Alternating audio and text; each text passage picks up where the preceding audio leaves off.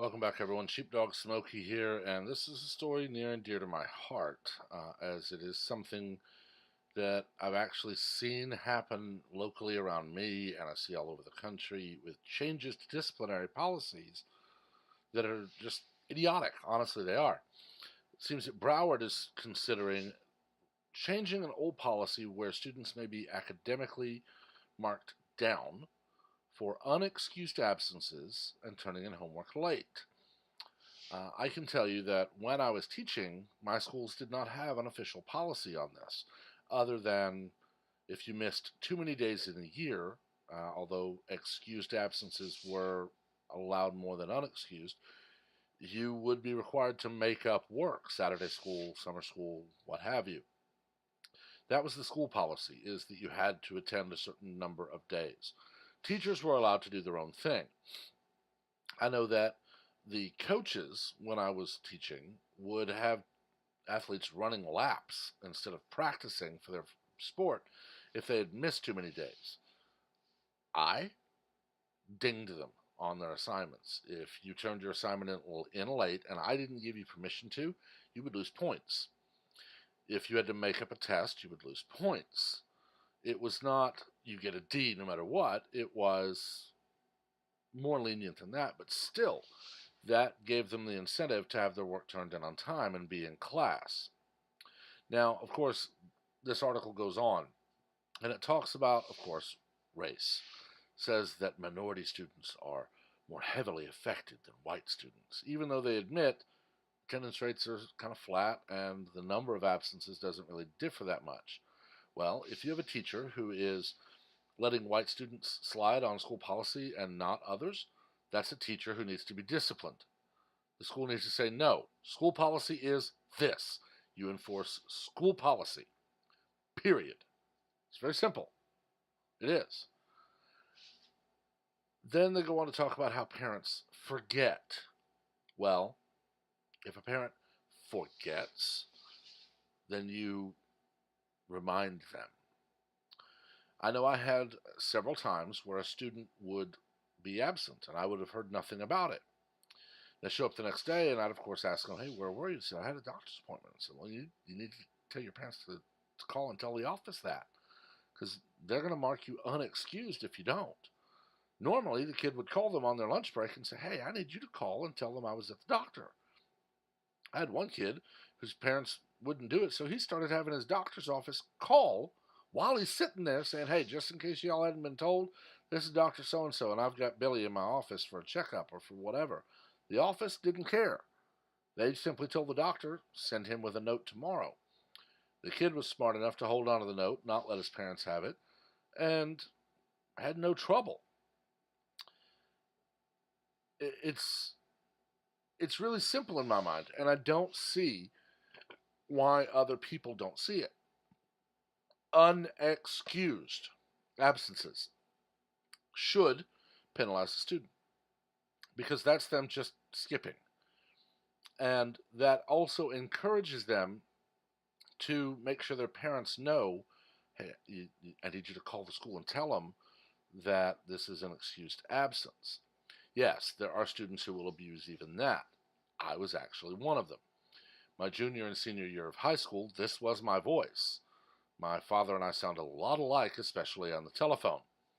You can imagine what my fevered little reprobate mind figured out.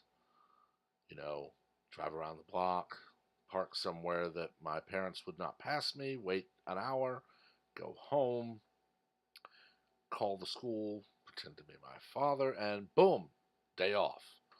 Worked for about 2 months till my dad had to come home for something and found me. So, yeah, that got nipped in the bud. But that's going to happen no matter what. This is just encouraging that. Yes, there are parents who believe whatever their little darling angel says. And the kid says, I just don't feel like going. They call and say he's sick. There are parents on the opposite end that the kid could be running 108 fever and they're going to say you're going to school. And the kid's going to get there, go to the nurse. You got 108 fever. I'm calling you dad. Dad says no, keep him. Nurse calls the hospital. You're not going to cure all of the issues with this. Now, the article does go on to say that apparently in Broward County, you're only allowed 48 hours to contact the school to excuse an absence. In my mind, for some of them, yeah, sure. If you're going to go on just on a trip and it's not a family emergency or medical or whatever, yeah, 48 hours is pretty good idea. You know, having a parent decide we're going to go to Disney this Friday, and they don't call till Wednesday. Sorry, going to see the mouse, not a good reason to miss school.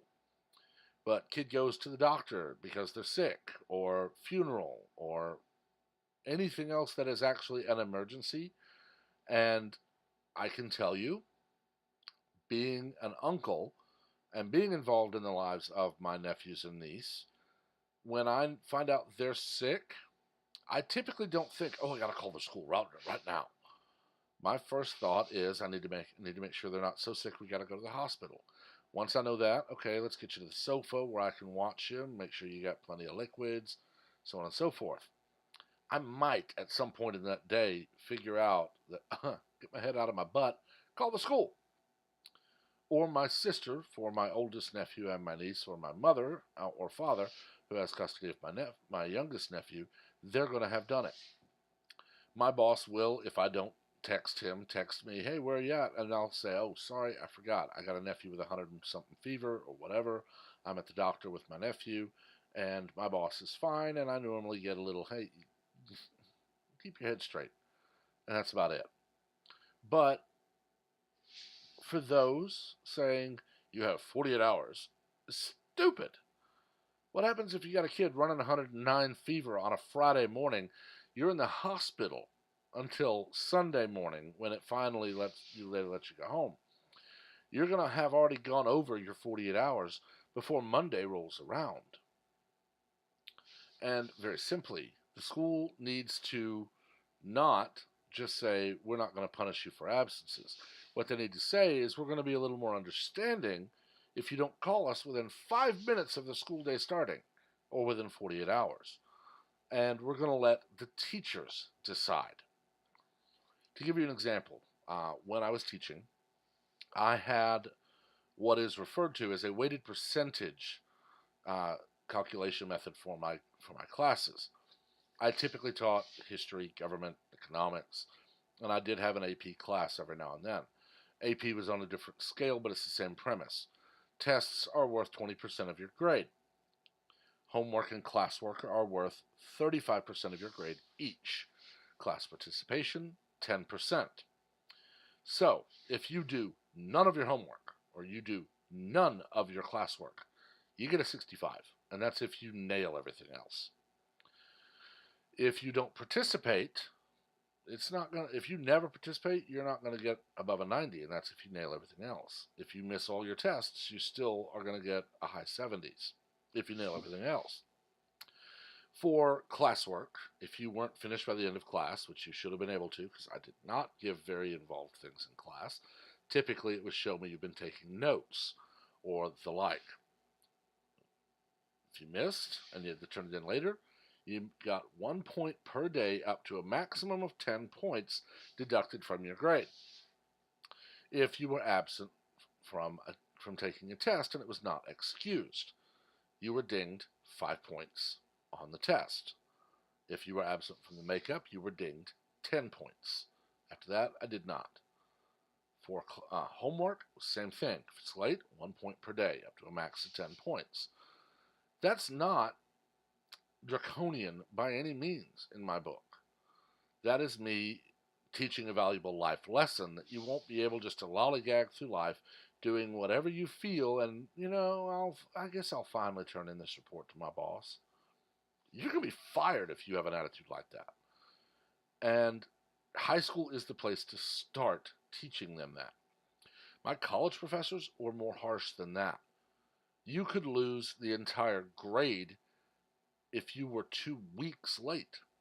Okay? That's 10 days. So that's 10 points a day for every day late. You 2 weeks late? Don't bother. Tests? You didn't show up to take it? And you ain't got a good reason? You don't get to make it up. I mean, it was honestly a wonder Some of my classmates even passed, although for at least one of them, I wouldn't put it past them to have been screaming racism. But it teaches responsibility, is what it does. And if you have a student that comes to you and says, honestly, I was sick, here's a note from my doctor, my parents just don't care.